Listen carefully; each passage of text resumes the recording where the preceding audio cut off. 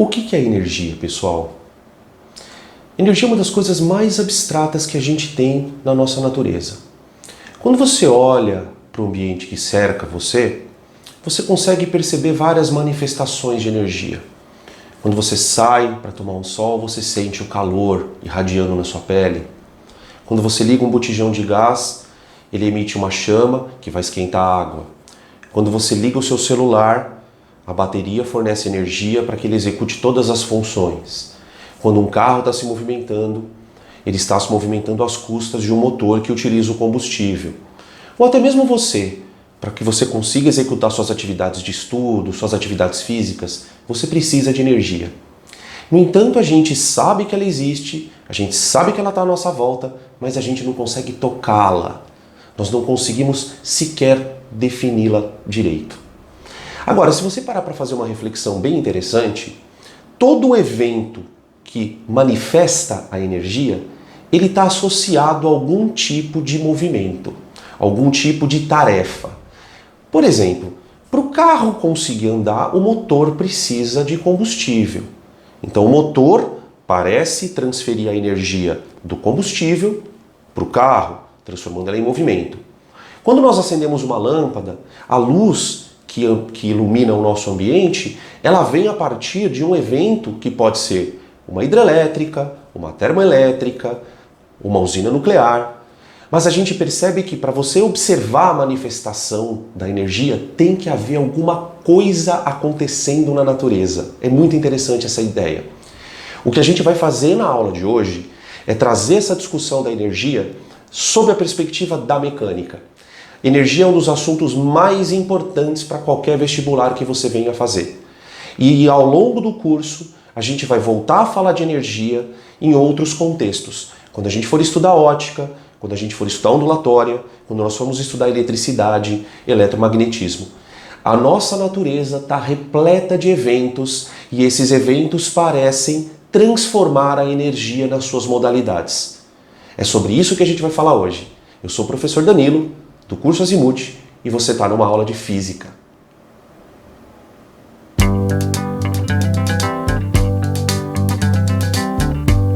We're caught in a trap. I can't walk out because I love you too much, baby. Why can't you see what you're doing to me when you don't believe a word I say? Bom, para a gente começar a abordar então o assunto de energia, a primeira coisa que a gente precisa fazer é relacionar a energia que a gente vai estudar na física com uma outra palavrinha que muitas vezes a gente usa associado à energia, que é a palavra trabalho, né? Por exemplo, quando você fala assim, me deu muito trabalho carregar esse peso durante 10 metros. Quando você fala que te deu muito trabalho carregar um peso durante uma distância, durante um deslocamento, de uma certa forma você está se referindo de maneira indireta à energia que você gastou. É claro que quanto maior for o trabalho para você carregar aquela carga, maior vai ser a energia que você despenderá, né? Então vai exatamente ao encontro daquilo que a gente havia comentado na introdução. Toda manifestação de energia parece estar associada a um evento. E quando a gente trabalha na dinâmica, esse evento está diretamente associado ao deslocamento, à velocidade. Então eu digo que o trabalho é uma forma da gente alterar a energia do corpo. Vamos dar uma olhada num exemplo para que a gente possa entender melhor isso, tá? Então olha só, aqui eu tenho um desenho de um veículo em 2 estados cinemáticos. Lembra que a gente na lei de Newton fala que força, ela leva, a aplicação de uma força, ela leva o corpo de um estado cinemático A para um estado cinemático B. Então, para que eu pegue o corpo e tire o corpo da condição do repouso e coloque esse corpo em movimento, eu preciso aplicar uma força. Então vamos colocar aqui uma força. Tá? Essa força, ela pode ser aplicada, por exemplo, pelo motor, certo? O motor vai queimar o combustível, a queima do combustível vai gerar energia e essa energia vai ser então transformada em movimento. Tá? Durante essa distância, o corpo vai ganhando velocidade. Conforme ele vai ganhando velocidade, ele tem associado a esse movimento uma aceleração. Então, a ideia é começar escrevendo o seguinte, ó. A força aplicada gera aceleração. E a gente sabe que a aceleração está associada à variação de velocidade. Tá certo. Então, o corpo aumenta sua velocidade. Esse aumento da velocidade vai fazer com que o corpo aumente a sua própria energia. Então a gente vai dizer o seguinte, olha, para que o corpo seja transferido do ponto A para o ponto B, percorrendo uma distância D, essa força está realizando no corpo um trabalho. Então eu vou escrever assim, ó. Dizemos então que a força realiza trabalho durante o deslocamento. Tá certo?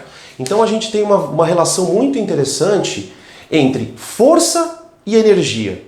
Por quê? Para que eu altere a energia do carro, para que eu faça com que esse carro adquira energia, eu preciso aplicar diretamente uma força. No exato momento em que essa força está sendo aplicada, portanto o corpo está ganhando energia, a gente vai dizer que a força está realizando um trabalho. Portanto, o trabalho é uma tarefa exclusiva de forças. Para que um corpo sofra trabalho ou para que um corpo realize trabalho, é preciso que haja uma força associada a esse corpo. Tudo bem? Beleza? A gente vai perceber que essa força, ela pode muitas vezes aumentar a energia do corpo, como por exemplo nesse carrinho que vai aumentar a sua velocidade, ou então essa força pode provocar perdas de energia, né? Vamos imaginar uma situação em que esse carro subitamente veja um farol vermelho e de repente acione os freios. No momento de acionamento dos freios, o carro começa a diminuir a sua energia. Então, nesse caso, a força está executando um trabalho para tirar energia do corpo. Então, a gente começa a perceber, a partir dessa reflexão, que o trabalho é um evento que vai alterar a energia do corpo. Tá bom? Vamos escrever mais essa informação aqui. Portanto, o trabalho é capaz de alterar a energia do corpo. Tranquilo? Beleza? Toda vez que um corpo tiver alteração de energia, você pode ter certeza que tem alguma força trabalhando para isso acontecer. Eu posso citar também para vocês um exemplo muito simples, que nem por isso deixa de ser importante, que é o exemplo da força-peso, né? Eu estou segurando aqui o meu canetão, paradinho, tá? E eu sei que existe uma força atuando nesse corpo. Essa força se chama força-peso. Tudo bem? Danilo, essa força está realizando o trabalho? Olha, enquanto esse corpo estiver preso na minha mão, não. Por quê? Porque embora exista a força, eu sei que a força está aqui, essa força está variando, por exemplo, a velocidade do corpo? Enquanto eu estiver segurando, não. Agora, a partir do momento que eu abandonar o corpo, e aí apenas a força-peso começa a atuar sobre ele, aí ela começa a realizar trabalho. Por quê? Porque a partir desse momento a força-peso vai fazer com que o corpo aumente a sua velocidade. Então a gente vai perceber que a ocorrência de trabalho, ela depende de uma alteração de energia. Só que essa alteração de energia, ela está associada diretamente a deslocamento. Eu preciso fazer o corpo se movimentar para que ele ganhe velocidade, e a partir do momento em que ele ganha velocidade, eu tenho então um trabalho associado. Então a gente vai dizer assim, ó, o trabalho depende de 3 situações. A primeira delas é a mais óbvia, né, que é a existência da força. Tá? Ou seja, o trabalho está associado diretamente a uma situação que destoa da inércia, né? Porque na inércia você tem um corpo com força resultante zero. Então não tem força resultante, esse corpo então não vai ter nenhum trabalho agindo sobre ele. Agora, quando Quando existe uma força diferente de zero, essa força vai realizar trabalho sobre o corpo. Outra coisa importante, e aí você pode continuar olhando no exemplo que eu estou mostrando aqui no quadro. Pensa comigo, quanto maior for a distância que este carro percorrer, concorda que maior vai ser o efeito que essa força vai agir? Então, se o carro anda muito, ele acelera durante muito tempo. Se ele acelera durante muito tempo, a sua velocidade aumenta demais. Então, quanto mais distância esta força provoca, quanto maior o deslocamento que essa força imprime ao corpo, maior vai ser o trabalho. Então, o trabalho também depende do deslocamento. Tudo bem? Só que aqui a gente precisa entender uma questão. E aí a coisa começa a complicar porque a matemática entra. Vocês lembram que força é uma grandeza vetorial? Ah, então ela tem módulo, direção e sentido.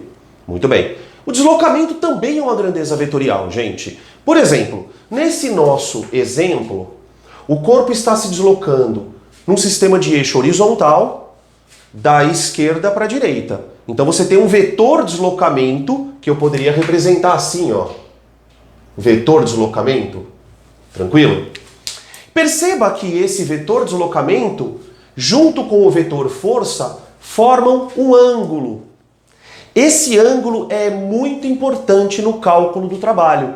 Porque muitas vezes, dependendo da inclinação entre a força e o deslocamento, essa força pode trabalhar mais ou menos para promover o deslocamento. Então a ideia é, eu preciso ter uma força. Essa força vai trabalhar para que o corpo se desloque. Só que dependendo do ângulo entre esses dois vetores, essa força pode ajudar mais, pode ajudar menos, pode não ajudar. Aí você fala assim, Danilo, mas como assim ajudar? Você tem situações em que uma força, dependendo do ângulo que ela faz com o deslocamento, ela pode fazer com que o corpo acelere. Como é o caso que vocês estão vendo aqui no quadro. Né? Aqui ninguém tem dúvida de que essa força está acelerando o corpo. Agora imaginem uma situação diferente. O corpo com deslocamento para a direita e a força atuando para a esquerda. Nesse caso, a força passa a atrapalhar o corpo. Então ela vai tirando energia do corpo. Ora o trabalho dá energia para o corpo, ora o trabalho tira energia do corpo. Então, existe aqui uma terceira coisa, que é o ângulo formado entre força e deslocamento. Eu vou colocar vetor força e vetor deslocamento, tá? Então, resumindo a história, e aí a gente está primeiro pegando toda a parte conceitual, depois a gente vai transformar isso em equação. O trabalho é o evento que é capaz de alterar a energia de um corpo, certo, Danilo? Certo. Para que haja trabalho, eu preciso ter um agente que aplique uma força sobre o corpo e esse corpo se desloque, ok? Então, nessa situação, eu consigo definir trabalho. Isso significa que se eu começar a empurrar essa lousa aqui, ó, do jeito que eu estou empurrando, embora eu esteja aplicando uma força danada sobre ela, eu não estou imprimindo trabalho na lousa, porque a lousa não se mexe. Se a lousa não se mexe, ela não tem como variar a sua própria velocidade, portanto, ela não tem como variar a sua energia. Então, nem sempre a existência de uma força vai implicar na ocorrência de trabalho. Tranquilo? O que a gente vai fazer agora? No item 2, a gente vai começar a destrinchar um pouquinho essa relação entre força e deslocamento e vão aprender a calcular módulos de trabalho. E aí a gente tem todo um desenrolar para isso, tá? Depois que a gente trabalhar a definição de trabalho, a gente vai ver a relação de transformação com as energias. Tranquilo? Então vamos lá, pessoal. Bom, então fica claro que trabalho e energia são duas grandezas, dois entes que estão associados. É claro que para o corpo variar a sua energia, algum tipo de força precisa realizar sobre ele trabalho. Mas afinal de contas, como é que a gente calcula esse trabalho? Já que trabalho varia a energia de um corpo, a gente deve imaginar que a unidade de trabalho deve ser exatamente igual à unidade de energia. E de fato a gente vai ver que é, tá? Então, para a gente poder falar um pouco sobre trabalho, sobre a força, sobre o deslocamento, sobre o cosseno do ângulo, que é o que a gente vai falar agora, vamos imaginar uma situação. Eu tenho aqui um corpo, tá? Vamos esquecer que esse corpo está num plano, vamos imaginar para efeito de compreensão que existe apenas uma força agindo sobre ele, tá? Desconsidera a força-peso, interação gravitacional, esse tipo de coisa. Vamos imaginar então que esse corpo ele esteja com uma força F, de módulo F aplicada sobre ele, e ao mesmo tempo ele está sofrendo um deslocamento ao longo desse eixo que eu coloquei em pontilhado. Tranquilo? Perceba que quando eu olho para o vetor força e comparo o vetor com esse eixo de deslocamento, a gente observa que há um ângulo θ entre eles. Eu vou chamar de θ. Tá? Θ é o ângulo entre a força e o deslocamento do corpo. Beleza? Tá. Ao mesmo tempo em que esse corpo está se deslocando, ele está ganhando velocidade. Vamos imaginar que ele se desloque ao longo desse eixo por uma distância d. Tá bom? Muito bem. Como é que eu vou definir trabalho? Trabalho normalmente a gente representa pela letra tal, letra grega tal, ou pela letra W, de work, em inglês. Tranquilo? Então vamos imaginar que o trabalho realizado pela força F, e é assim que a gente fala, tá? É o trabalho realizado pela força F. Isso é igual a força, o módulo da força, vezes o deslocamento, vezes o cosseno do ângulo entre eles. Tá aqui. Beleza? Isso é para que a gente calcule o valor do trabalho. Força vezes deslocamento vezes o cosseno do ângulo entre eles. Aqui vale a gente lembrar algumas coisas muito importantes, tá? Primeiro, o trabalho é uma grandeza escalar. Danilo, o que significa dizer que o trabalho é uma grandeza escalar? Não existe trabalho para cima, não existe trabalho para baixo, não existe trabalho para direita, existe trabalho só o valor. E isso é uma coisa muito curiosa. Por quê? Porque embora seja uma grandeza escalar, ele depende de uma grandeza vetorial, tá certo? Então o trabalho é uma grandeza escalar, só tem valor. No sistema internacional, esse trabalho é dado em joules, tá? Joules. Danilo, mas o que é joule, afinal de contas? Obviamente, joule é a unidade que foi atribuída em homenagem a James Joule, mas se a gente parar para pensar do ponto de vista dimensional, o que significa joule? Vamos pensar um pouquinho. Olha só, isso aqui é o joule, não é? Vem cá. Força não é Newton? Newton, ou força, não é massa vezes aceleração? Então olha como eu vou escrever isso. Quilograma vezes metro por segundo ao quadrado. Percebe, ó? Quilograma, massa, vezes metro por segundo ao quadrado. Toda essa unidade aqui é a unidade que você chama de Newton, tá? Multiplicado pela distância, que é metro. Tranquilo? Ah, e o cosseno, Danilo? O cosseno não tem unidade. O cosseno é simplesmente uma proporção matemática entre lados de triângulos, certo? Portanto, o que eu chamo de joule no sistema internacional? É o quilograma vezes metro ao quadrado vezes segundo a menos 2. E isso é uma coisa muito interessante, porque quando você olha para o joule, você está olhando para uma unidade de energia. Então, energia é uma grandeza que no sistema internacional depende de outras unidades. Tranquilo? Uma coisa muito interessante que a gente vai discutir a partir dos ângulos é que o trabalho pode assumir valores positivos ou negativos, tá? Trabalho pode assumir valores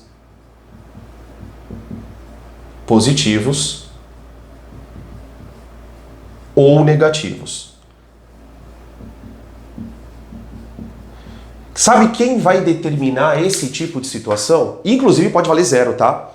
Quem vai determinar isso é basicamente o ângulo que existe entre o deslocamento e a força. Tranquilo? O que a gente vai fazer então, a partir dessa definição? A gente vai colocar algumas situações, que até vocês têm na folhinha, eu até preparei para vocês uma figura, com algumas situações que envolvem ângulos diferentes de força para deslocamento. Eu chamo de ângulo notável, não porque ele seja muito importante, mas porque a partir da compreensão desses ângulos, você vai entender o conceito de trabalho motriz e trabalho resistente, que é uma coisa que a gente vai fechar aqui o item 2. Então qual é a história? eu vou trabalhar com 5 possíveis ângulos notáveis. O primeiro ângulo notável vai ser o θ igual a 0 graus. Então você tenta imaginar uma situação em que essa força e o deslocamento formem um ângulo de 0 graus. Você fala, Danilo, mas como é que isso é possível? Simples. Se a força estiver apontando para uma direção e para um sentido, e o deslocamento também. Concorda comigo? Vamos lembrar que para a matemática, os ângulos notáveis eles têm alguns cossenos, senos conhecidos, né? Vamos lembrar que o cosseno de 0 é igual a 1. Né? O cosseno é uma grandeza matemática que varia de -1 a 1, né? Assim como o seno, que varia de -1 a 1 também. A única grandeza trigonométrica, a única função trigonométrica que admite valores de mais infinito a menos infinito é a tangente. Então pensa comigo, quando a força e o deslocamento estão atuando na mesma direção e mesmo sentido, o valor do cosseno é o maior possível. Então você concorda comigo, vem aqui comigo, que nessa situação o trabalho vai ser o maior possível, né? Qual é o maior cosseno que um ângulo pode assumir? 1. Então quando este cosseno vale 1, o trabalho é o maior possível. Então nessa situação, o trabalho da força é igual a F vezes D vezes 1. Tá certo? Esse é o trabalho maior possível que uma força faz. Quer dizer, à medida em que você coloca a força agindo na mesma direção e no mesmo sentido, você consegue ter a maior transferência de energia que você consegue para aquele corpo. Tá? E nesse caso, a gente vai chamar o trabalho de trabalho motriz. Vamos colocar de laranja, não, azul. Laranja fica muito ruim. Trabalho motriz. Motriz. Tranquilo? Agora, outras situações em que o trabalho também é motriz. E aí depois a gente vai destrinchando nos exercícios. Vamos imaginar agora um ângulo θ entre 0 e 90.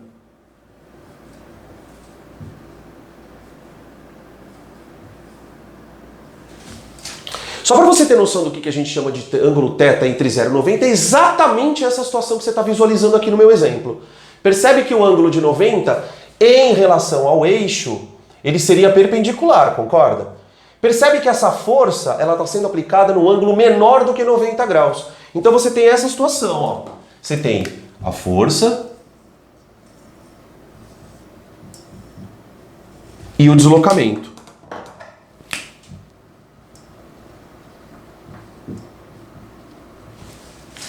Tranquilo? Aí, nesse caso, o ângulo entre 0 e 90, você terá um cosseno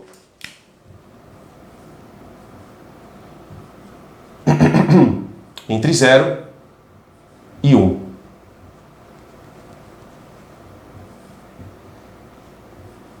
Tá? Para você fazer um teste na tua cabeça, pensa no ângulo que você conhece o cosseno. 60 graus, por exemplo. Né? O cosseno de 60 não é meio? Então, se você tem uma força que forma com o deslocamento um ângulo agudo, esse cosseno estará entre 0 e 1. Então, você terá uma situação, exemplo, vai, cosseno de 60 igual a meio. Tá certo? Nesse caso, como é que a gente trabalha com o cosseno de 60 igual a meio? O trabalho da força é igual a força vezes deslocamento vezes 0,5.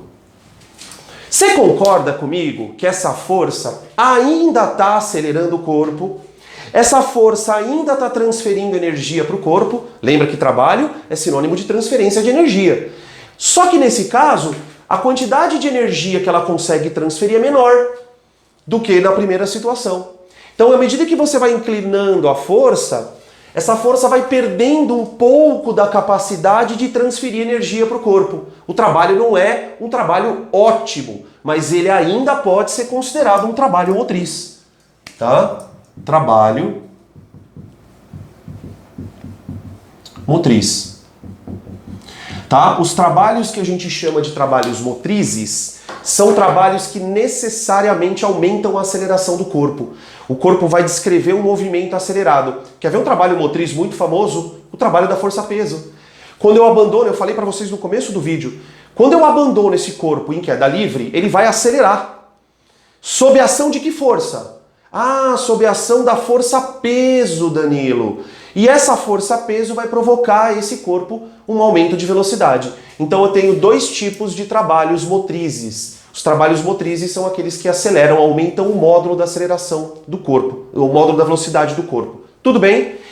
Uma outra situação muito interessante, que ela vai ao encontro dos movimentos circulares, a gente falou sobre isso recentemente, tivemos uma aula só para força centrípeta, é o ângulo de 90 graus. Θ, 90 graus. Por que esse ângulo é especial, gente? Porque na situação em que θ vale 90 graus, o cosseno desse ângulo vale zero. O que isso quer dizer na prática? Tenta imaginar esta força perpendicular ao deslocamento. Então você tem isso aqui, ó, uma força atuando numa direção e o deslocamento atuando em outra. Percebe a situação, moçada? Que tipo de força você conhece que pode ser considerada como sempre perpendicular ao deslocamento? A força centrípeta. Pensa comigo, quando a força está perpendicular ao deslocamento, ela vai alterar a direção da velocidade. Um corpo, quando tem uma força perpendicular a ele, essa força altera a direção da velocidade. Porém, ela não vai alterar o módulo. Se ela não vai alterar o módulo da velocidade, ela não vai acelerar tecnicamente o corpo, no sentido de módulo, no sentido do valor. Então, nesse caso, o trabalho da força é F vezes D vezes zero. O que isso quer dizer para nós? Isso vai virar uma, vamos dizer assim, praticamente um postulado. Toda força que estiver atuando de maneira perpendicular ao deslocamento, repetindo, toda força que estiver atuando de maneira perpendicular ao deslocamento, ela não é capaz de transferir energia para o corpo. Ela não vai realizar trabalho sobre o corpo. O corpo não vai ter aumento de velocidade. O corpo não vai ter diminuição de velocidade, tá? Então eu vou escrever aqui, ó, não realiza trabalho. Tá? Um exemplo muito clássico de forças que não realizam trabalho. A força normal jamais vai realizar um trabalho no corpo. Por quê, Danilo? Porque a força normal tem por característica ser perpendicular ao plano do corpo. Então, se você tem um corpo na horizontal, como é que eu represento a normal? Ah, na vertical. Então, essa força na vertical jamais vai acelerar o corpo em um outro eixo. Lembra do princípio da independência de movimentos do Galileu. O que acontece no eixo X e o que acontece no eixo Y não tem relação alguma. Então, se um corpo estiver andando no eixo X e uma força estiver atuando num outro eixo, essa força jamais vai realizar trabalho. Todas as forças de natureza centrípeta não realizam trabalho. Pode ser uma força gravitacional entre planetas, pode ser uma força eletrostática agindo no elétron, numa órbita ao redor do núcleo. Você tem uma série de configurações de forças centrípetas. Tudo bem? Muito bem. Aí a gente passa para os outros dois casos, que são casos de trabalhos resistentes. O primeiro caso, que é o caso mais legal, é pensar quando o θ vale 180. θ vale 180 graus. Qual a situação relativa ao θ 180? Simples. Você tem força numa direção e sentido e deslocamento na mesma direção, só que sentido oposto. Ó. Nessa situação, pessoal, o ângulo θ é um ângulo raso. Este ângulozinho aqui, ó. Ele é um ângulo de 180. Qual a particularidade do cosseno de um ângulo de 180 graus? Ele assume o valor negativo. Menos 1. Lembra que eu acabei de citar que o cosseno varia de menos 1 a 1, certo? Não importa qual seja o ângulo que você use, o cosseno vai variar de menos 1 a 1. Olha o que vai acontecer na conta. O trabalho da força é igual a força vezes deslocamento vezes menos 1. Perceba que é a primeira situação em que o valor do trabalho vai assumir um sinal negativo. Do ponto de vista físico, o que significa um trabalho negativo? O trabalho negativo, ao invés de dar energia para o corpo, ele tira energia. Qual é o grande exemplo que a gente pode citar de trabalho que vai ser sempre negativo? O trabalho da resistência do ar, por exemplo. Quando um corpo vai caindo, sem ser em queda livre, você concorda comigo que existe uma resistência do ar associada a esse movimento? E essa resistência do ar, ela é contra o movimento. Os trabalhos de atritos também são negativos, né? Se eu pegar uma bolinha e jogar no chão com uma velocidade V0, ela vai parando. Por que ela vai parando? Porque o atrito tira a energia dela a ponto de reduzir o movimento dela ao repouso. Então as forças de atrito, elas têm essa natureza. Esse tipo de trabalho eu vou chamar de trabalho resistente.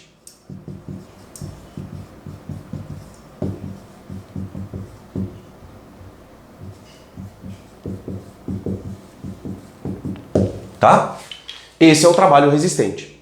Um outro tipo de trabalho, que também, do ponto de vista escalar, é resistente, mas talvez não tão resistente quanto esse trabalho que eu estou citando para vocês, é o trabalho de um ângulo, né, associado a um ângulo entre 90 e 180.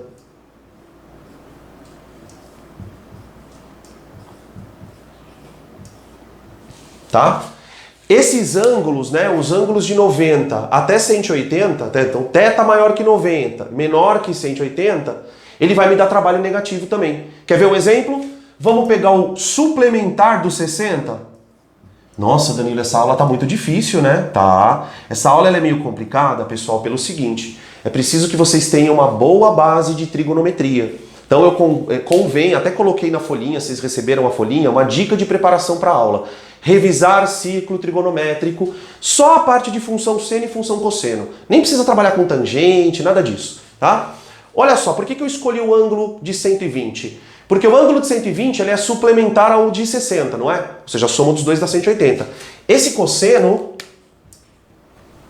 Peraí, eu escrevi aqui. Ele vale menos 0,5. Veja que o módulo, né, o valor é 0,5, só que com o sinal trocado. Justamente por quê? Porque esse ângulo ele cai no segundo quadrante do ciclo. Os ângulos que caem no segundo quadrante do ciclo trigonométrico, eles terão sempre cossenos negativos. Só que o valor é que vai mudar. Tranquilo? Então, nesse caso, a gente podia desenhar assim. Quer ver? Ó?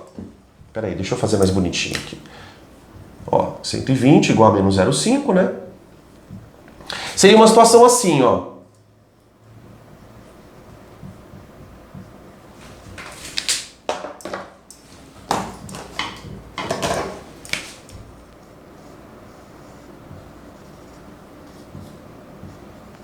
Ó, esse aqui é o ângulo, supostamente, de 120. É o que a gente chama na matemática de ângulo obtuso, né?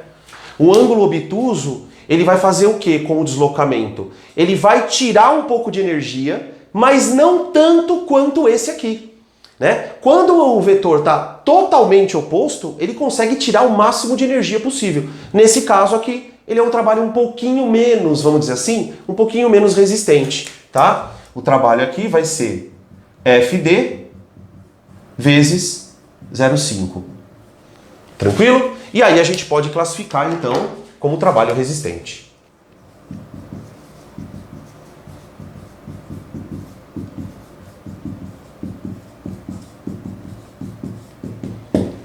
Tranquilo?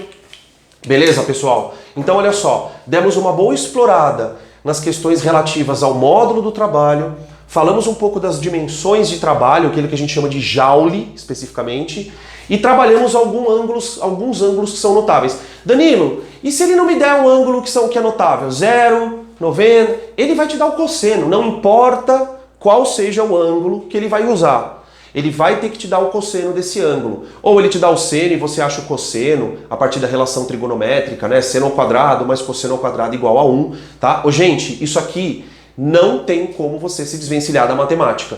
E uma coisa muito importante que eu devo adverti-los, né? Tem muito aluno que fala assim, mas trigonometria não cai muito no Enem, eu não estudo. Ok, pode não cair na matemática, mas para você trabalhar na física, principalmente na mecânica, na ótica, você vai precisar um pouco de trigonometria, não tem jeito, tranquilo? Beleza? Bom, basicamente é isso que a gente vai falar sobre trabalho. O próximo item, o item 3, a gente vai começar a destrinchar um pouquinho a questão da energia nos sistemas mecânicos. Porque para pensar um pouco, eu estou falando desde o começo da aula que trabalho é uma forma de você alterar a energia do corpo. Mas afinal, de onde vem essa energia? De onde ela vem? Quando alguém transfere essa energia vem de um corpo e vai para outro, certo? Então a gente vai perceber que na mecânica, nos sistemas mecânicos, a gente classifica as energias sob duas grandes modalidades. A energia chamada de potencial e a energia chamada de cinética. A energia potencial é um conceito extremamente complexo e extremamente importante porque ele vai entrar na energia potencial gravitacional, energia potencial elástica, energia potencial elétrica. Existem várias modalidades de energia potencial. Então a ideia é, eu já sei o que é trabalho, vou falar um pouco de energia e depois eu vou fechar relacionando as duas a partir do teorema da energia cinética, que é extremamente importante. Tranquilo? Então vamos lá para o item 3, energia. Agora que nós já definimos trabalho, já falamos da unidade, já falamos que o trabalho é uma forma que a força tem de transferir energia para um corpo ou retirar energia de um corpo, a gente vai falar um pouco sobre a energia em si. Como eu havia dito para vocês no começo da aula, é muito complicado você definir energia. Mas a gente sabe que a energia se manifesta toda vez que você observa um evento, e aqui na dinâmica, esse evento está associado necessariamente a movimento. Então quer dizer, eu faço o trabalho num corpo e altero o estado cinemático dele. Eu posso levá-lo de uma situação de menor velocidade para uma de maior, e aí a gente está falando do trabalho motor, ou então a gente pode fazer o corpo diminuir o módulo da sua velocidade. E aí nós estamos falando do trabalho resistente. Como é que a gente mede a energia de um corpo? Olha, medir a energia de corpo é bem complexo. Mas de maneira geral, a gente tem dois tipos de energia associados ao estado de um sistema mecânico. O primeiro deles, vamos começar pelo mais fácil, é a energia cinética. A energia cinética a gente pode definir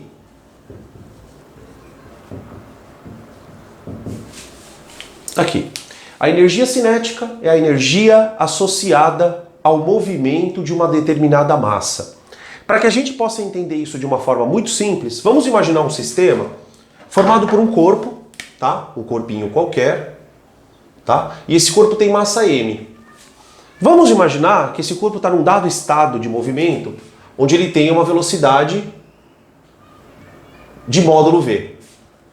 Tá? Uma coisa muito importante da gente lembrar é que como a energia é uma grandeza escalar, ou seja, ela tem só um valor associado a ela, não importa muito para a gente, nesse momento, saber qual a direção e qual o sentido da velocidade. Não interessa se o corpo está indo no sentido horizontal, para a direita ou para a esquerda, né? Ou na direção vertical, indo para cima ou para baixo, isso não tem a mínima importância. Dado que um corpo tem velocidade e, portanto, obviamente por ser um corpo tem massa, a gente vai definir a energia cinética desse corpo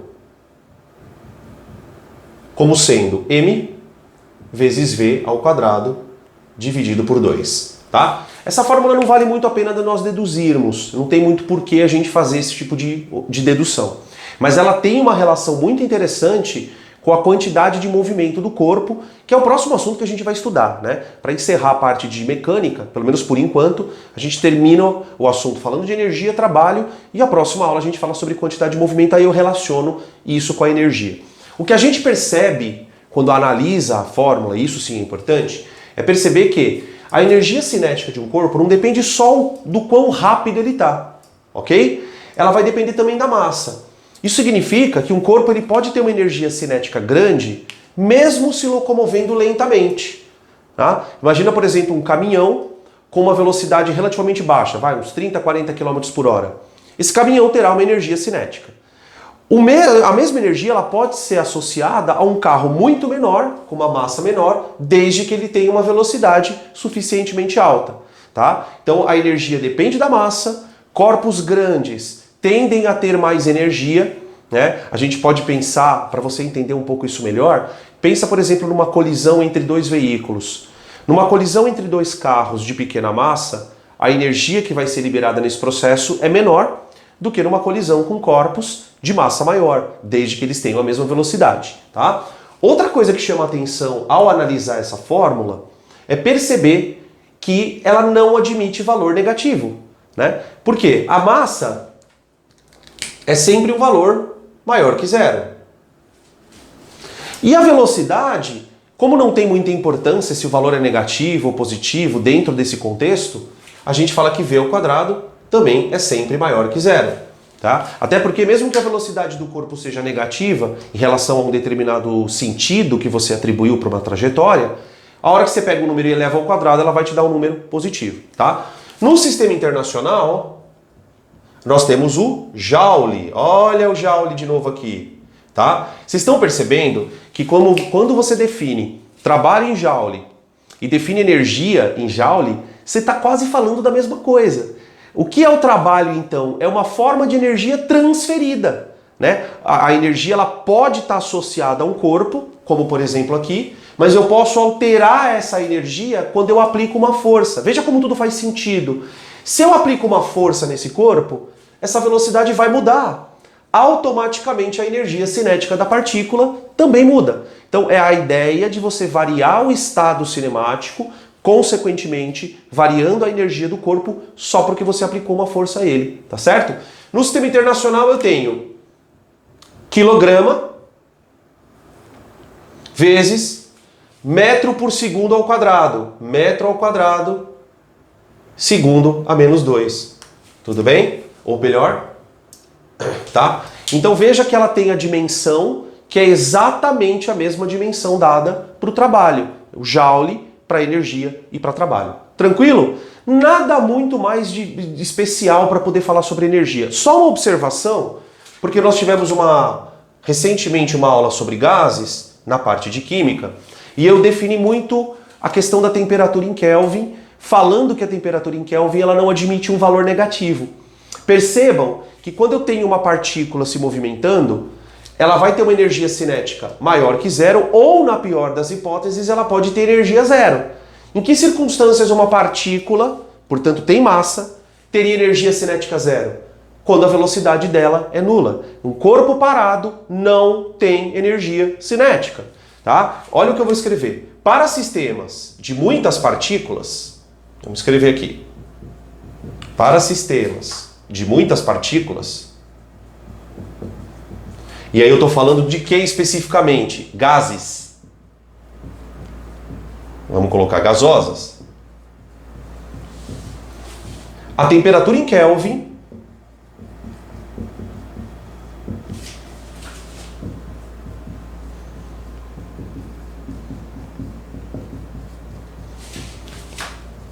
se relaciona à energia cinética média das partículas. Quando você tem um sistema formado por partículas de dimensões atômicas ou moleculares, fica humanamente impossível você medir a energia cinética de cada partícula. Portanto, como é que eu faço para saber se as minhas partículas estão se movimentando muito lentamente, mais rapidamente? A gente mede a temperatura. Quando a temperatura é expressa na escala Kelvin, a gente tem uma relação direta entre esse valor e a energia. Tanto é verdade, e aí você vai concordar comigo, que da mesma forma que a energia cinética ela não admite valores negativos, a temperatura em Kelvin vai na mesma linha. Quando é que a temperatura em Kelvin assume o valor zero, Danilo? Quando um corpo está parado, né? Quando o sistema de moléculas está parada, todas as moléculas estão paradas. E aí você teria então supostamente a energia cinética zero. Isso explica também por que a gente ouve tanto falar em aula de química ou de física que você não consegue chegar no zero Kelvin. Na prática, por que eu não consigo chegar no zero Kelvin? E aí quando eu falo consigo é uma questão técnica. Porque para você conseguir fazer com que o sistema tenha zero Kelvin, você tem que parar todas as partículas. E do ponto de vista estatístico, é muito difícil você ter um sistema, por exemplo, formado por 1 mol de gás. Imagina, por exemplo, você ter 600 sextilhões de moléculas de gás. Como é que você vai conseguir fazer todas as moléculas ficarem paradas? Percebe que isso é uma situação meio... É praticamente uma situação hipotética, tá bom? Então, só para a gente entender por que a gente gosta tanto de relacionar temperatura com agitação molecular. E só insistindo, a gente só pode fazer essa relação quando a escala está em Kelvin. Tranquilo? Agora, a parte interessante da história vem no item 3.2, que é a energia potencial. Gente, a energia potencial, como o próprio nome diz, ela pode. Pode o quê, Danilo? Quando você quer dizer, por exemplo, que uma pessoa tem chances de passar no vestibular, ou que ela é um estudante que tem um desempenho muito bom, você fala, nossa, essa pessoa tem um grande potencial, não é? Potencial está muito associado à capacidade. Se você se atém à expressão potencial, você vai entender a energia potencial. A energia potencial, de maneira muito simples, ela está armazenada dentro de um corpo. Você pode criar essa energia, você pode dar essa energia potencial para um corpo de várias maneiras. Mas, em geral, o que todas elas vão ter em comum?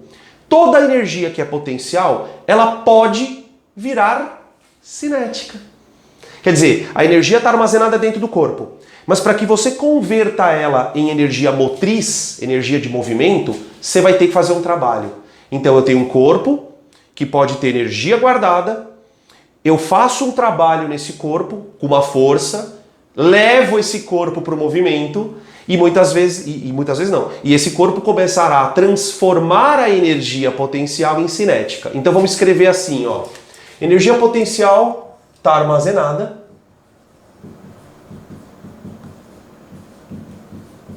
Podendo se tornar cinética,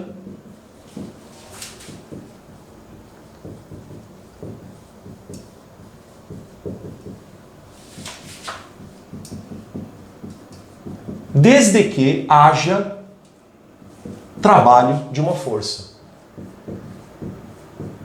Desde que haja, do verbo ajar, né? Eu ajo, tu ajas.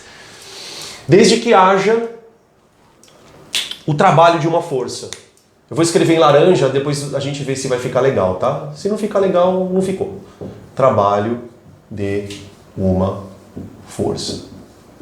Tá? Eu vou colocar alguns exemplos para que vocês entendam isso melhor na próxima sequência, mas primeiro vamos descrever algumas modalidades. Bom, eu vou falar de algumas que vocês vão usar pra caramba durante o ano, tá? A primeira delas é a energia potencial gravitacional. Essa energia ela é muito famosa. Aí você fala assim, Danilo, peraí, por que ela se chama energia potencial? O potencial a gente entendeu. Mas por que ela se chama energia potencial gravitacional? Para pensar que um corpo, quando está próximo de um planeta, sofre a ação da força G, a famosa força peso. Então imaginem uma situação bastante simples, onde você tem a Terra, então aqui nós temos a nossa terrinha, e aqui eu tenho um corpo que está distante da Terra, uma altura que eu vou chamar de H, tá certo? Esse H pode ser uma altura de 1 metro, 2 metros, ou pode ser a altura de um satélite orbitando em torno da Terra. Ah, Danilo, peraí, o satélite tem energia potencial? Tem! Quando um planeta orbita ao redor do Sol, este planeta tem uma energia potencial, porque existe uma força agindo sobre ele. Ah, então pera lá. Como é que eu calculo essa energia? Bom, de forma muito simples, a energia potencial gravitacional, ou a EPG, ela é dada por mgh. Tá certo? Ou seja, ela vai depender da massa do corpo. Quanto maior é a massa desse corpo, maior será a energia potencial. E vai depender também da gravidade, da altura do corpo, além da aceleração gravitacional. Notem uma coisa importante. A nossa energia potencial, ela vai se tornar cinética toda vez que eu soltar o corpo. Esse corpo vai começar a acelerar, e a partir desse momento, essa energia que estava armazenada começa a se transformar numa energia útil, né? Uma coisa que nós temos que ter sempre em mente é que para nós, na mecânica, A energia útil é aquela que está associada ao movimento. Não adianta de nada um corpo ter energia potencial se ele ficar com ela armazenada, tá certo? Uma outra história muito interessante que a gente pode pensar como exemplo de energia potencial é o exemplo da queda d'água, né? Todo mundo aqui sabe que uma das formas que o Brasil mais se utiliza para a produção de energia elétrica é a partir das hidrelétricas. E as hidrelétricas basicamente se aproveitam de uma queda d'água para gerar uma energia elétrica, né? Existe todo um processo de transformação de energia onde a água cai, essa água caindo ela vai ganhar velocidade, essa velocidade vai girar uma turbina e essa turbina vai transformar a energia mecânica em elétrica. Esse tipo de assunto, os vestibulares de maneira geral, sobretudo o Enem, adoram. Esses processos que a gente utiliza, tanto no nosso dia a dia, como processos que nós observamos na natureza, né, de transformação constante de energia potencial em cinética. Tudo bem? Essa é a que a gente mais usa. Além da energia potencial gravitacional, eu gostaria de citar mais duas para vocês. Eu tenho a energia potencial elástica. A gente usa muito também na mecânica a energia potencial elástica. E a compreensão dela, por incrível que pareça, vai te ajudar a compreender a energia potencial elétrica, lá na parte de eletrostática. Então presta muita atenção aqui. A energia potencial elástica, ela vai surgir toda vez que você pega um corpo, por exemplo, conecta esse corpo a uma mola, a um elástico e tensiona esse corpo. Para vocês entenderem isso de uma forma muito simples, tenta imaginar o exemplo de um estilingue. Então, vocês já devem ter visto um estilingue, né? O estilingue ele tem um elástico preso a uma trave, pode ser de madeira ou de ferro. Eu pego uma pedra, eu pego um objeto, estico esse objeto com o elástico e abandono. No momento que eu estico, eu estou fazendo o trabalho sobre a pedra. Eu estou gastando a minha energia e estou armazenando essa energia na forma de um tensionamento da mola, ou do caso do elástico. Então armazenei energia. A hora que eu solto, o que acontece com a pedra? Ela acelera. Então a energia potencial elástica, ela está associada à deformação de molas. Vocês estão percebendo que toda a energia potencial está associada a um tipo de força? A energia potencial gravitacional está associada à força gravitacional. Uma força que está pronta para fazer trabalho. Basta você soltar o corpo, certo? Uma outra situação é você tensionar, é você deformar elásticos ou molas para armazenar dessa maneira a energia, tá? Uma coisa muito importante, fazendo uma ponte com a química, é que essa energia, ela é uma energia usada, por exemplo, para você medir força de ligação. Quando a gente pensa numa molécula, vamos imaginar uma molécula muito simples, formada por dois átomos, né?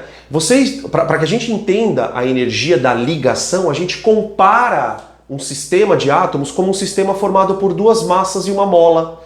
Então, na medida em que essa mola, que seria ligação química, está mais ou menos tensionada, ela terá armazenada intrinsecamente uma energia potencial. A gente vai falar muito sobre essa questão quando a gente trabalhar com o conceito de entalpia nas aulas de química.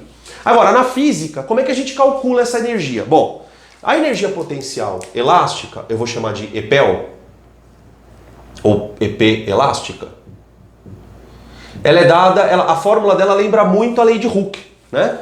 Ela é dada por kx ao quadrado dividido por 2, tá certo? Onde a gente já viu isso em aula. K seria a constante da mola, então quanto maior a constante, maior a capacidade dela absorver, dela armazenar essa energia, e a deformação. Quanto mais eu deformo, né, no caso, quando eu falo deformar, eu espero que vocês entendam claramente que quando eu falo deformar não significa só esticar. Eu posso empurrar, eu posso comprimir a mola. Então deformação no sentido mais geral, tá? Não interessa se o x é positivo ou negativo, se você estica ou se você empurra, tá? Você está armazenando uma energia potencial também. Tranquilo?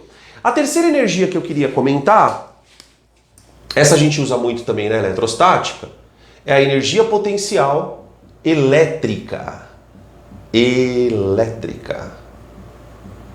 Tá? Para você entender energia potencial elétrica, vamos imaginar uma situação bem simples. Imagine uma carga com sinal positivo e uma carga também com sinal positivo separadas a uma distância d. Ok? Mas vamos imaginar, para efeito de compreensão, que essas cargas estejam presas. Ou seja, elas estão grudadas ali naquelas posições de tal maneira que você não consegue tirá-las de lá. Vocês concordam comigo que a partir do momento que você aproxima duas cargas de mesmo sinal, vai surgir uma força de repulsão entre elas? Tenta enxergar essa força de repulsão como se fosse uma mola tentando empurrar as cargas para longe. Quer dizer, é como se você tivesse colocado as cargas perto e colocasse essas cargas unidas por uma mola e essa mola está tentando empurrar. Se eu corto a mola, as duas partículas começam a ganhar cinética. Então, uma forma muito interessante que os sistemas elétricos têm de guardar energia é aproximando cargas. Pode ser uma aproximação de cargas de sinais iguais, como essa, ou pode ser uma aproximação de cargas de sinais opostos. Tanto em um caso como no outro, você terá uma energia, né? O caso de cargas de mesmo sinal, você pode pensar na sua cabeça, fazendo uma analogia com uma mola que está tentando esticar. O caso de cargas de sinais opostos, positiva e negativa, você pode associar a uma mola que está tentando aproximar o sistema, tá bom? De qualquer maneira, eu calculo a energia potencial assim, ó. EP elétrica é igual a K, Q1, vezes Q2, dividido pela distância entre elas. Tá? Veja que, no caso da energia potencial elástica, eu tenho valores sempre positivos. No caso da energia potencial gravitacional, eu posso sim ter valores negativos. Isso eu vou explicar para vocês na aula de exercícios. Anota essa dúvida. Me pergunta na aula: Danilo, você falou na aula gravada que tinha energia potencial negativa. Como é que isso é possível? E aqui nós também teremos energias que podem ser tanto positivas como negativas. Por quê? Porque na fórmula da energia potencial, eu tenho aqui um termo K, que não tem nada a ver com esse K. Tá? Aqui nós temos uma constante chamada elástica. Aqui eu tenho uma constante chamada eletrostática. São constantes diferentes. Q1 e Q2 são os valores das cargas. E aí uma coisa muito importante é que na fórmula da energia potencial você não tem módulo nas cargas. O que significa? Se você tiver um número positivo aqui e um número negativo, esse valor vai dar negativo. Para cargas de sinais contrários, a energia elétrica é sempre negativa. Para cargas de mesmo sinal, tanto positiva positiva como negativa negativa, eu terei energia potencial com sinal positivo. Tranquilo? Beleza? Essas são as três principais formas que a gente tem na mecânica, tá, de armazenar energia. Tá? Eu digo na mecânica, mesmo me referindo à energia potencial elétrica. Por quê? Porque se eu solto as cargas, elas tendem a se movimentar. E é justamente esse parâmetro que a gente vai usar para entender o conceito de corrente elétrica, por incrível que pareça. Né? Quando a gente pensa em corrente elétrica, você fala, os elétrons estão se movimentando, mas por que eles se movimentam? Por que esse movimento gera energia? Nós vamos perceber, pessoal, que quando o elétron está se movimentando pelo fio, ele está basicamente transformando energia elétrica, potencial, em cinética. Aí você fala assim, Danilo, mas espera aí. Para o elétron andar no fio, então, tem que haver um trabalho? Tem. Quem é que faz trabalho no elétron andando no fio? A força elétrica. Então percebe que as coisas começam a se conectar. Agora o curso vai ficando interessante, porque eu vou usar os conceitos de energia não só aqui na mecânica, eu vou usar também em outros momentos. Tranquilo? O que a gente vai fazer agora então, pessoal? Eu vou trazer todas essas energias, todas essas modalidades de energias para um sistema mecânico. E aí a gente vai começar a perceber de que maneira uma energia se transforma na outra, de que maneira uma potencial se transforma em cinética ou uma cinética se transforma em potencial graças ao trabalho. E aí nós vamos fazer uma distinção muito importante em dois tipos de sistemas estudados na física. Os sistemas conservativos e os sistemas dissipativos. A grosso modo, o sistema dissipativo, como o próprio nome diz, por algum tipo de situação, vai fazer com que a energia do corpo diminua. Já o sistema conservativo, que é o que a gente pode chamar de maneira também geral de sistema ideal, é um sistema onde a energia vai só se transformando. A potencial vira cinética, a cinética vira potencial e assim sucessivamente. Tranquilo? Esse vai ser então o nosso item 4, sistemas mecânicos e a sua relação com a energia cinética e potencial. Então vamos lá, pessoal. No item 4, a gente começa a usar o conceito de energia para os sistemas mecânicos, tá bom? Eu vou começar falando dos sistemas que mais aparecem em questões de vestibular, que são os sistemas chamados conservativos. Depois eu vou pegar alguns exemplos dos sistemas não conservativos, ou que a gente chama de sistema dissipativo também. Então vamos lembrar o seguinte, né? A energia, ela é uma entidade, um ente físico, que pode basicamente estar armazenada dentro de um corpo ou sendo utilizada na forma de movimento. Quando a gente fala em um sistema conservativo, tem uma pequena propriedade dele que é a propriedade que torna o sistema fácil de ser trabalhado, que é a seguinte: o sistema conservativo é dado por um sistema onde a energia mecânica é constante. Ou seja, a energia do corpo, ela não varia sobre hipótese alguma. Você fala assim, Danilo, peraí. Você falou de energia cinética, falou de energia potencial, você não falou da energia mecânica. Muito bem. Por que eu não falei de energia mecânica? Porque energia mecânica, na verdade, pessoal, é a energia total que o corpo pode ter. Porque pensa comigo, o corpo ele tem uma energia que está armazenada, que eu vou chamar de energia potencial, certo? E o corpo pode vir a ter uma energia cinética, associada a movimento. Então, quando você está estudando um sistema do ponto de vista energético, você vai chamar de energia mecânica a soma de todas as energias que esse corpo pode vir a ter. E é justamente esse valor que não se altera durante o evento. Eu coloquei aqui no quadro 3 situações muito comuns de você se deparar em exercício de vestibular. Tá bom? Vamos analisar uma por uma e aí a gente vai ver dessa história de troca de energia. A primeira situação é muito parecida com a segunda, bem da verdade. São movimentos, que no item A, né? O movimento de um corpo que vai escorregar por um tobogã. E na segunda situação eu tenho um movimento de queda livre. A terceira situação é bem legal porque a gente vai falar um pouco daquele half, né? Que os skatistas gostam de usar para poder fazer as manobras. A gente também tem situações, exercícios que envolvem esse tipo de problema. Então olha só, no item A eu quero que vocês imaginem o seguinte: eu tenho um corpo que está fixo lá no ponto A, tá bom? Aqui no ponto superior, aqui você tem um tobogã. Eu vou imaginar que esse corpo inicialmente está em repouso, tá? E ele tem uma certa massa M. Muito bem, esse corpo vai estar deslizando pelo tobogã, sem atrito e no vácuo. Então quer dizer, ele não sofre nem o atrito devido à superfície do tobogã e nem o atrito relacionado à atmosfera, à resistência do ar. Então eu vou pensar o seguinte: se esse sistema não tem atrito e não tem vácuo, ou melhor, e não tem atmosfera, não há nada que possa impedir o corpo de acelerar. Concorda?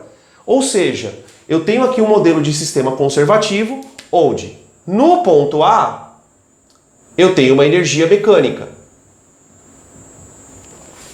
que tecnicamente seria dado pela soma da cinética mais a potencial.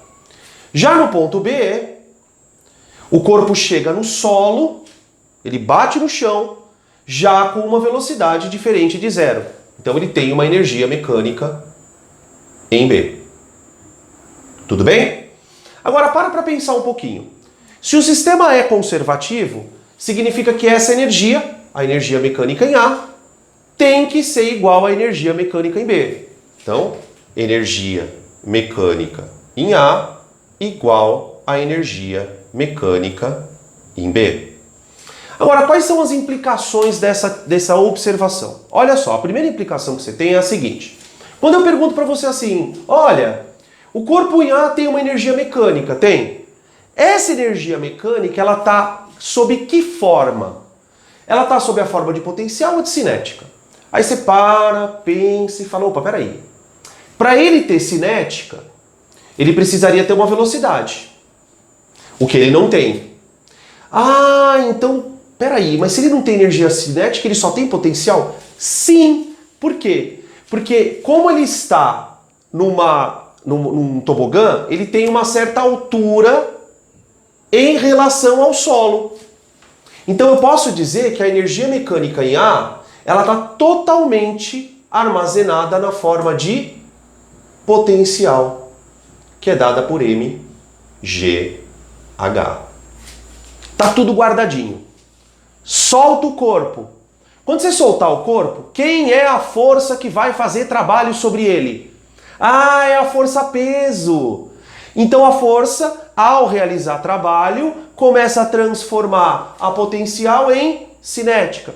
Quando o corpo chega no ponto mais baixo da trajetória, toda aquela altura caiu a zero, em contrapartida ele acelerou. Então eu tenho uma energia potencial, ou melhor, uma energia cinética. Tá certo? Aí você fala assim, Danilo, tudo bem, no ponto mais alto ele tem potencial. Não tem cinética porque está parado. No ponto mais baixo ele tem cinética, mas não tem potencial porque a altura é zero. E se eu pegar um ponto qualquer e chamar de C no meio da trajetória? Para pensar um pouquinho. Você concorda que no meio da trajetória ele tem uma velocidade e também tem uma altura h' em relação ao solo? Se ele tem uma altura, portanto tem potencial, e tem uma velocidade, portanto tem cinética, eu posso dizer que a energia mecânica em C é a soma da potencial em C mais a cinética em C. E o mais lindo da história, e isso é a coisa fantástica, é que se você pegar esse valor aqui, ó, energia mecânica, esse valor aqui, mecânica, e este valor aqui, mecânica, todos esses valores são idênticos, tá? Ou seja, a gente torce para que aconteça de cair sistema conservativo. E olha como isso é bonito. Presta atenção aqui. Vamos fazer uma conta juntos. A energia mecânica em A é igual a energia mecânica em B, não é isso? Vamos igualar as duas contas para vocês perceberem uma coisa? Vem cá. Como é que eu calcularia a energia mecânica em A? Ah, Danilo, ele só tem mgh. Então vamos lá. mgh. Isso tem que ser igual a energia mecânica em B. Eu vou escrever mv ao quadrado sobre 2. Se nós manipularmos essa conta de forma conveniente, nós vamos perceber que, primeiro, a massa cancela. Tudo bem? Se eu isolar a velocidade... Danilo, por que você quer isolar a velocidade? Calma que você já vai entender. Vem cá. Para eu isolar a velocidade, eu passo 2 multiplicando e passo a raiz quadrada. Então você tem isso aqui, ó. Raiz quadrada de 2gh. Eu não sei se vocês lembram, mas raiz quadrada de 2gh é a velocidade final no movimento de queda livre. O que a gente vai perceber? Não importa se o corpo está em queda livre ou não, ele vai chegar no solo com uma velocidade de raiz quadrada de 2gh. Tudo bem? Qual é a força que está fazendo o trabalho sobre este corpo para que ele consiga converter potencial em cinética? É a força-peso. Então eu vou escrever aqui, ó. Força-peso realiza trabalho.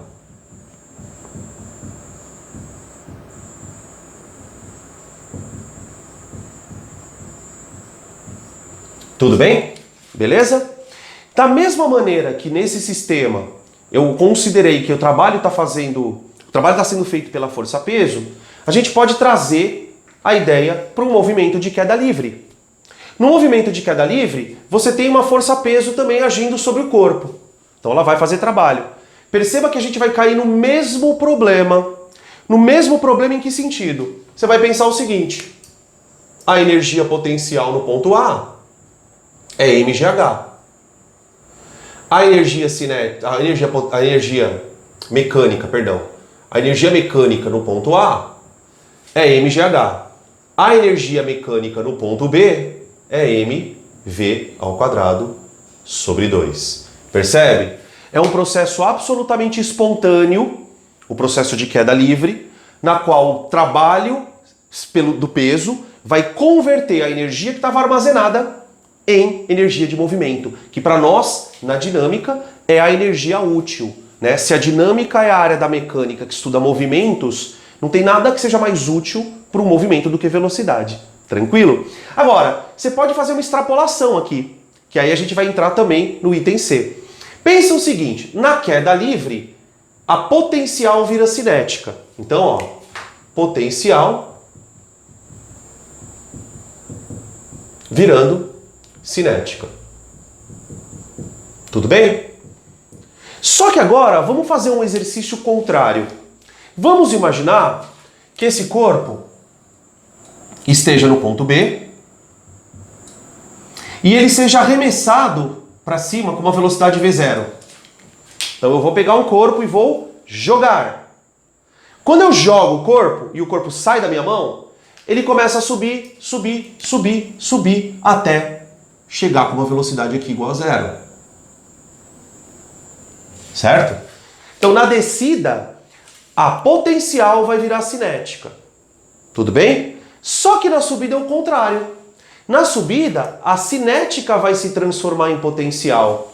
Ou seja, levantar um corpo nada mais é do que você armazenar energia sob a forma de gravitacional. E pensa comigo, você quer armazenar energia? Então o que você tem que dar para o corpo? Trabalho. Para que o corpo consiga subir, eu vou jogar o corpo e ao jogar o corpo eu estou aplicando uma força nele. Quando esse corpo sofre a ação da força, ele consegue transformar a energia cinética em potencial. Então na subida, a cinética se transforma em potencial. Tá? Você tem as duas situações que são possíveis. Só lembrando que esse processo aqui, o processo de descida, ele é espontâneo. Tá? Eu estou preparando o espírito de vocês para a eletrostática, por incrível que pareça. Na subida, eu tenho um processo contra-espontâneo.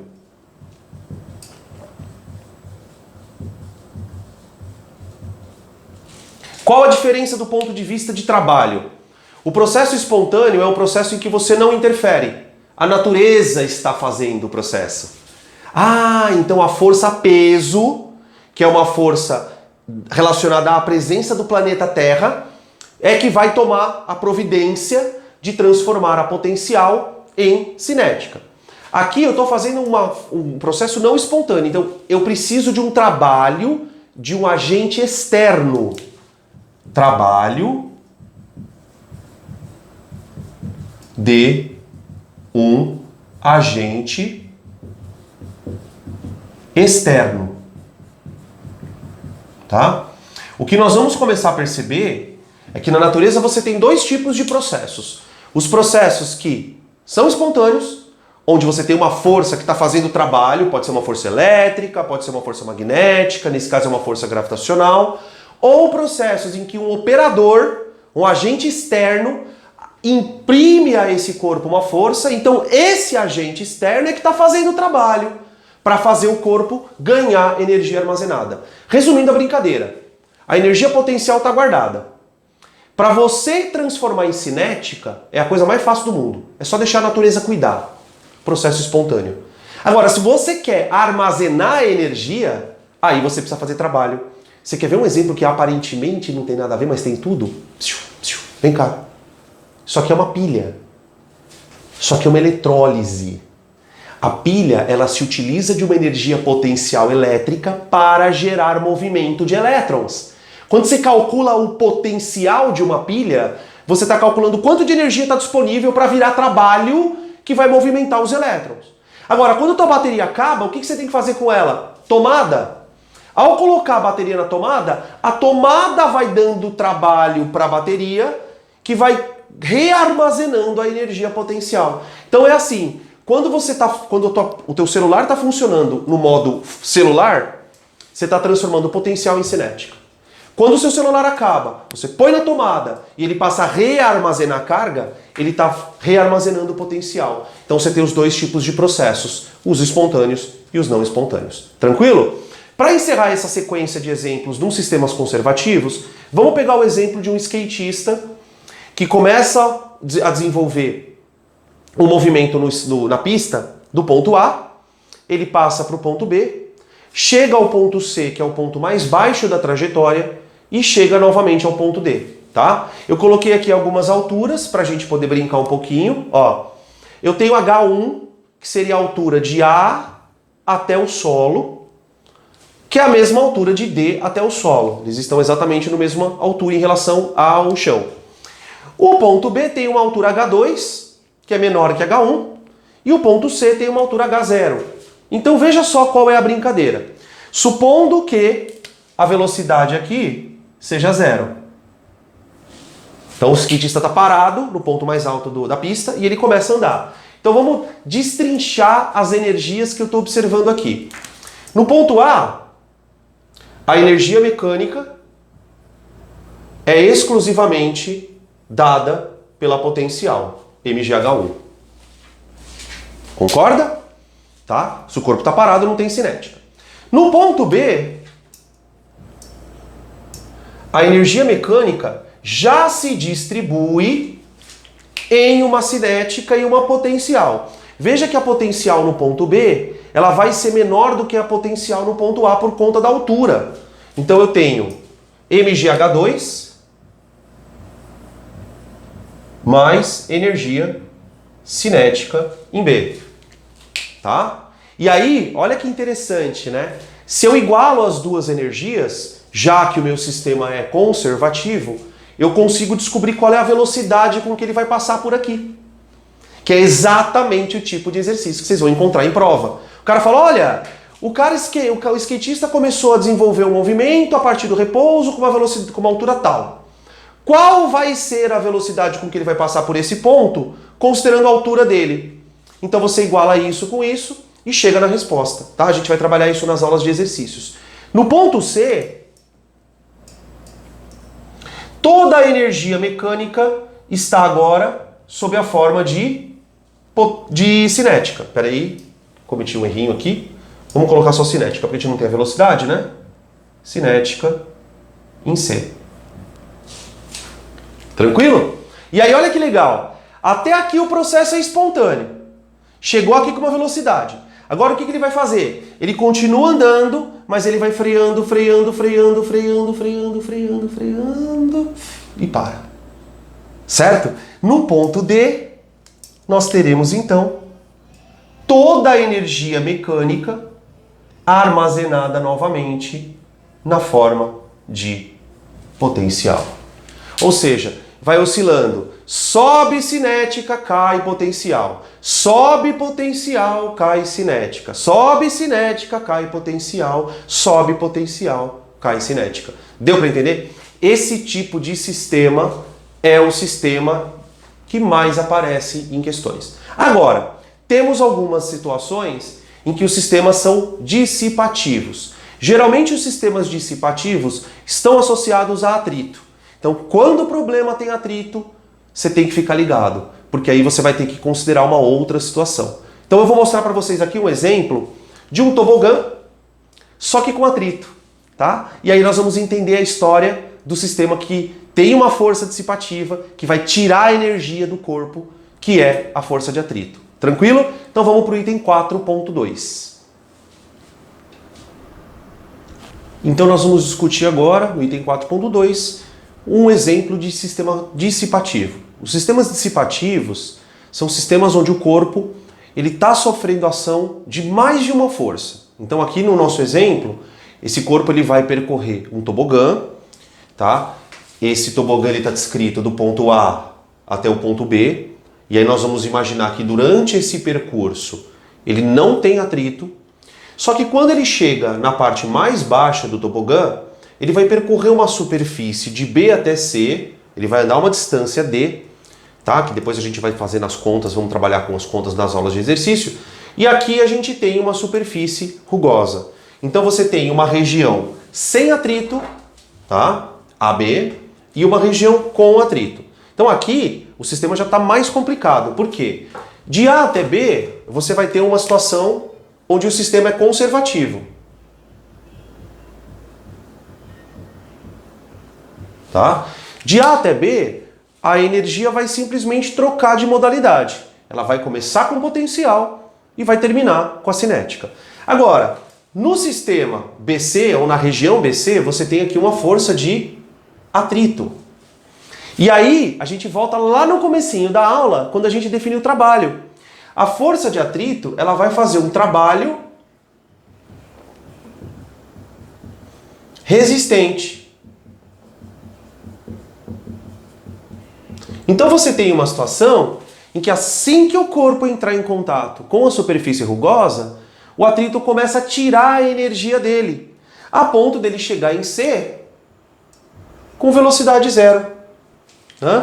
Uma das coisas que mais se perguntam nesse tipo de exercícios é qual a distância que ele vai percorrer até parar. Ele vai te dar altura, ele vai te dar uma série de informações, e aí a gente vai trabalhar com isso nos exercícios, e ele vai falar, olha, qual a distância que ele percorre até parar. Ou ele pode pedir muitas vezes o coeficiente de atrito, ele dá a distância do BC para que você calcule o coeficiente de atrito, tá? Então você tem uma série de modos diferentes de você trazer o mesmo questionamento. Então veja só, o que a gente precisa anotar sobre sistema dissipativo?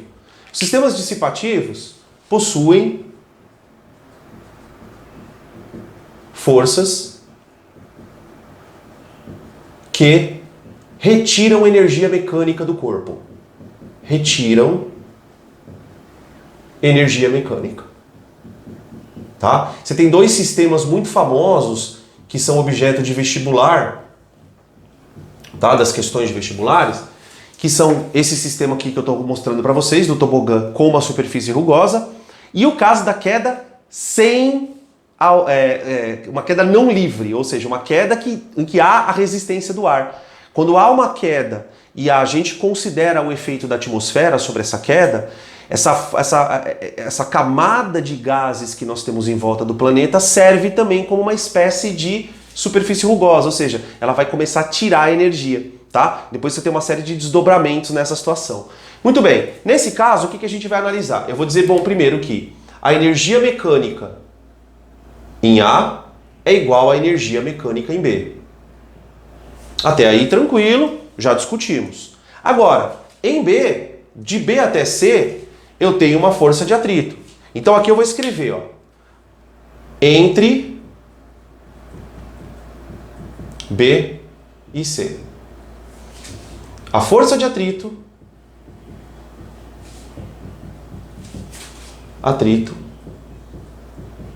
realiza um trabalho negativo.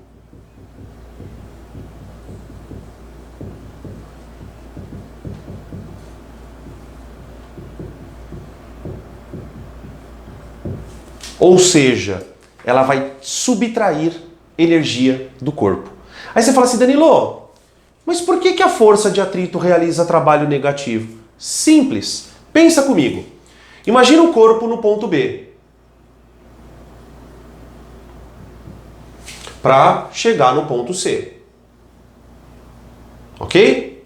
Durante esse percurso, ele andou uma distância que eu chamo de D, que seria basicamente o comprimento de BC, certo? Muito bem. Durante esse percurso, para pensar comigo. O deslocamento do corpo está indo na horizontal para a direita. Certo? Porém, o nosso amiguinho atrito atua na horizontal para a esquerda. Percebem a situação? E aí entra a história que o trabalho da força de atrito é igual, pela definição de trabalho, né? É a força vezes o deslocamento vezes o cosseno. Acontece que, vem cá, como o deslocamento está indo para a direita e a força está indo para a esquerda, nós temos aqui o ângulo de 180. Tá? Fazendo uma espécie de analogia, é como se eu estivesse trabalhando contra o movimento. Ah, o movimento quer ir para a direita, então o corpo quer acelerar para a direita, só que eu não deixo ele fazer isso por conta da força de atrito. Percebe que aqui nós teremos um cosseno de 180, que vale menos 1, então o trabalho da força de atrito é um valor menor que zero. Aí você fala assim, Danilo, qual a distância que esse corpo percorre até parar? Depende. Depende. Por quê? Depende do valor da energia mecânica dele. Quanto maior a energia mecânica, maior vai ser a distância que o atrito tem que atuar para fazer o corpo parar. Então, se o corpo chegar aqui muito acelerado, Ou seja, com uma energia cinética alta, esse corpo vai ter que percorrer uma distância maior. Aí você fala, Danilo, mas como é que eu vou saber qual a energia mecânica, a cinética dele nesse ponto? Uai, depende da altura. Então percebe que as coisas vão se conectando? Se eu coloco o corpo suspenso a uma altura muito grande, portanto ele terá uma energia potencial muito alta, ele vai chegar nesse ponto com uma energia cinética muito alta, porque há uma conservação aqui entre as duas, e aí a força de atrito vai fazer com que esse corpo pare numa dada distância. É claro que a gente também precisa citar que uma das coisas que pode fazer o corpo andar mais ou menos é o coeficiente de atrito, né? Por exemplo, se a superfície tem um coeficiente de atrito muito alto, aí a tendência dele é parar numa distância menor. Só que às vezes a superfície é muito lisinha, não chega a ser perfeitamente lisa, mas ela chega a ser muito lisa. Como é que eu posso provar isso para vocês matematicamente? Simples.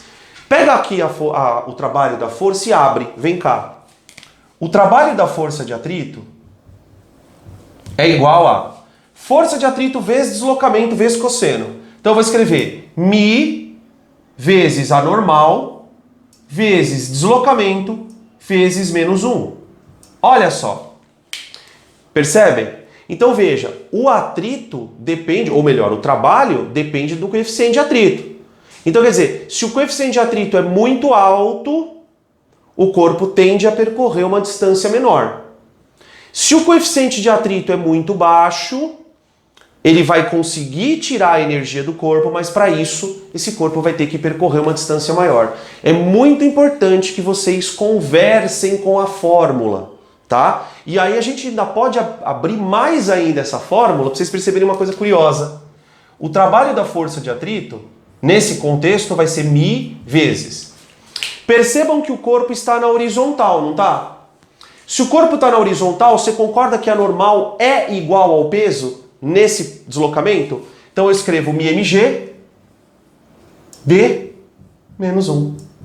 Tá? É muito importante que você mantenha o sinal negativo, porque nós estamos falando de uma grandeza escalar. Então é assim, vamos imaginar que a energia mecânica do corpo seja 100 joules.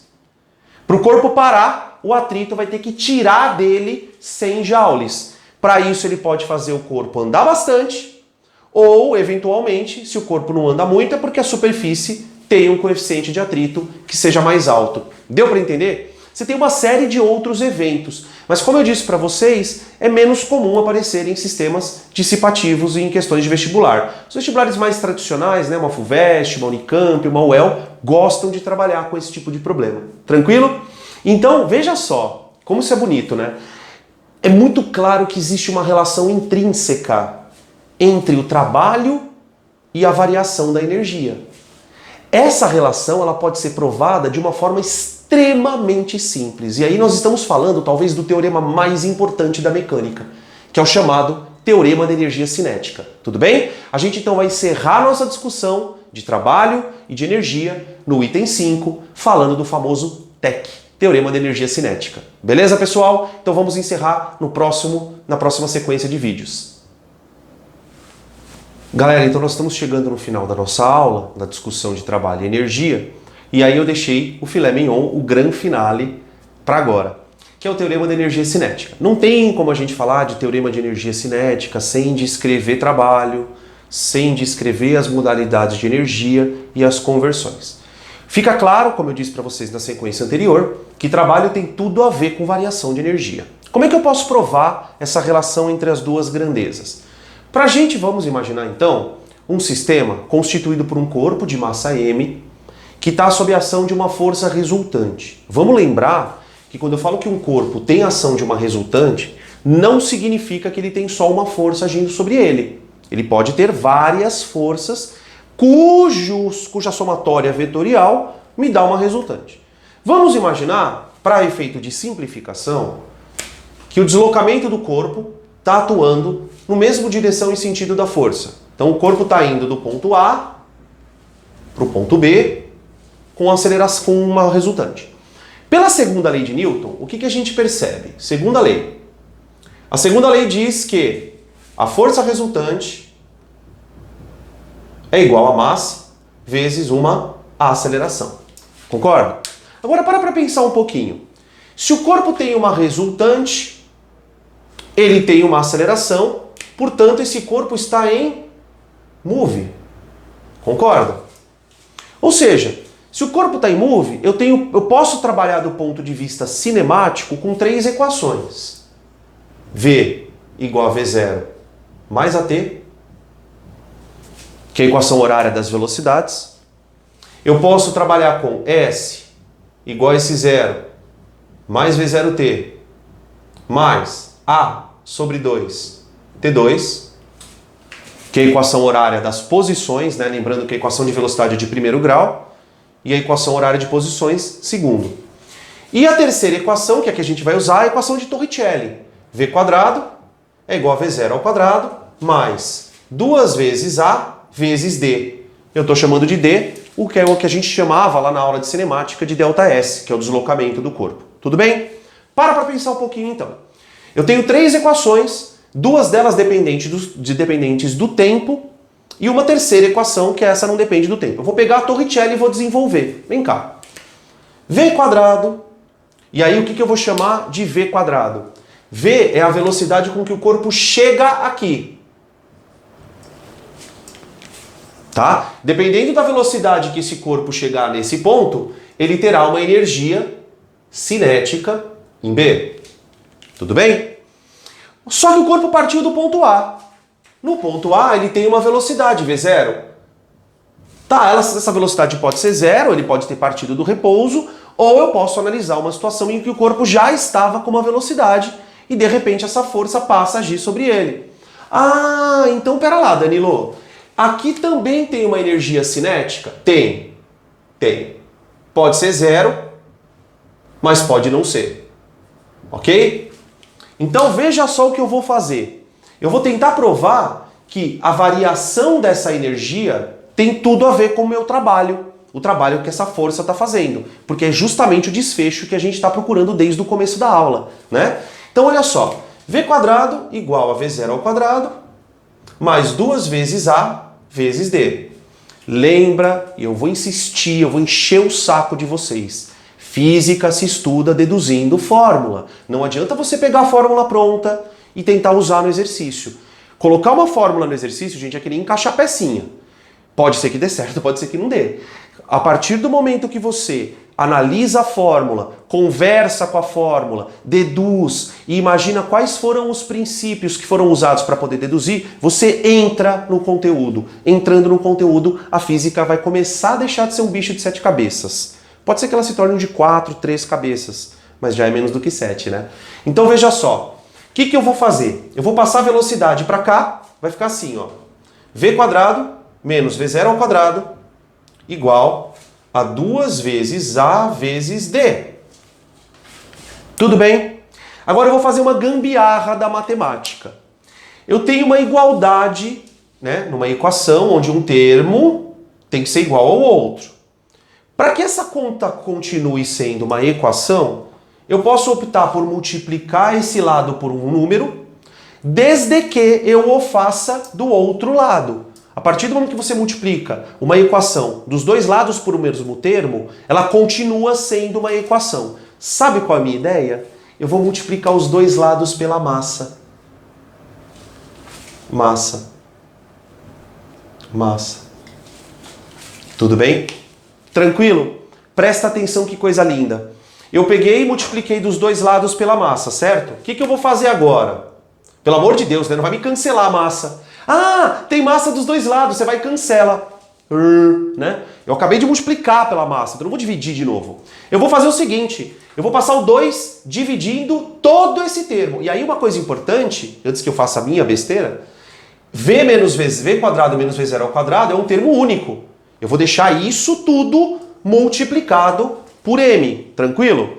Vou passar o 2 dividindo, vai ficar assim, ó, M V quadrado menos V0 ao quadrado dividido por 2 é igual a M vezes A vezes D. Tudo bem? Como 2 passou dividindo, ficou só M vezes A vezes D. Agora olha que lindo. Aplique a distributiva nos dois componentes de velocidade. Aqui. Você vai ter o quê? mv² sobre 2 menos mv0 ao quadrado sobre 2 igual... Perceberam? Ó, eu fiz o tal do chuveirinho, ó. Beleza? Ficou mv² menos mv0 ao quadrado. O que é m vezes a, gente? Não é a força resultante do corpo? Sim ou não? E o que é força resultante vezes deslocamento? É o trabalho da força resultante. Eu tô chorando aqui de emoção. Eu tô chorando de emoção, gente. Mentira, eu não tô chorando, mas eu tô chorando por dentro. Olha o que eu acabei de provar. Que o trabalho de uma força resultante, você pode pegar todas as forças, resulta elas em um único valor e calcula o trabalho. Este trabalho é a variação da energia cinética. Porque veja só, o que é mv² sobre 2? Não é energia final? Energia cinética no ponto B. Menos. O que é mv0 ao quadrado sobre 2? Não é a energia cinética no início? Meu Deus do céu. Meu Deus do céu. O trabalho da força resultante é igual à variação da energia cinética. O trabalho da resultante é a variação da energia cinética. E aí, aprende uma coisa, tá? Tudo que é maravilhosamente simples, na hora de fazer exercício vira um tormento. Então, o desafio nas aulas de exercícios vai ser a gente, primeiro, identificar o sistema como dissipativo e conservativo. Se o sistema for conservativo, as energias vão se transformando. E em algumas situações bem especiais, a gente vai ser obrigado a usar o teorema da energia cinética. Ou para você achar uma força, ou para você achar uma velocidade. O cara pode fazer zilhões de questões pedindo alguma coisa relativa a esse tipo de fenômenos. Tudo bem, pessoal? Beleza? Com esse item 5 maravilhoso, emocionante, lindo demais, a gente encerra a nossa aula gravada, a nossa aula teórica de trabalho e energia. Há alguns pontos que eu não comentei com vocês na aula gravada, justamente porque eu quero usar isso como gancho para a aula de exercícios. Por exemplo, a gente não falou de trabalhos específicos, trabalho do peso, né? A gente não falou de trabalho de força elástica, a gente não falou de uma coisa muito importante que agora eu não estou me lembrando o que eu não falei. Ah, lembrei. A gente não falou de trabalho de força variável, que a gente vai ter que mexer com a área de gráfico. Todos esses detalhes, eu acho que são detalhes, não é que sejam menos importantes, mas são conceitos pequenininhos que é preciso que a gente gere a demanda na aula de exercícios para que vocês possam trazer as dúvidas. Tudo bem? Olha só, eu quero que você pegue a folha, eu quero que você tente, primeiro, deduzir essas fórmulas, exercite a sua cabeça, é muito saudável fazer isso. Para de ter aquele pensamento utilitarista, nunca vão pedir para eu deduzir uma fórmula, eu não vou. Isso é o processo de aprendizado. Se você não mergulha no processo de aprendizado, você vai ter sempre aquele conhecimento superficial. E para quem precisa de nota alta, para quem precisa de alto rendimento, você não pode se dar ao luxo de não saber física. Tudo bem? Beleza? Olha só, deem os feedbacks da aula. Falem da iluminação, áudio, vídeo. Eu preciso desse retorno, eu fico insistindo, embora vocês tenham me trazido os retornos, tá? Mas eu preciso que vocês continuem trazendo para mim esse retorno. Por quê? Porque é só assim que eu consigo oferecer para vocês um produto de qualidade. Tudo bem? Ó, espero vocês na aula de exercícios, com as devidas dúvidas, para a gente poder entrar de cabeça nas questões de vestibular. Ó, grande beijo, fiquem com Deus e bom estudo!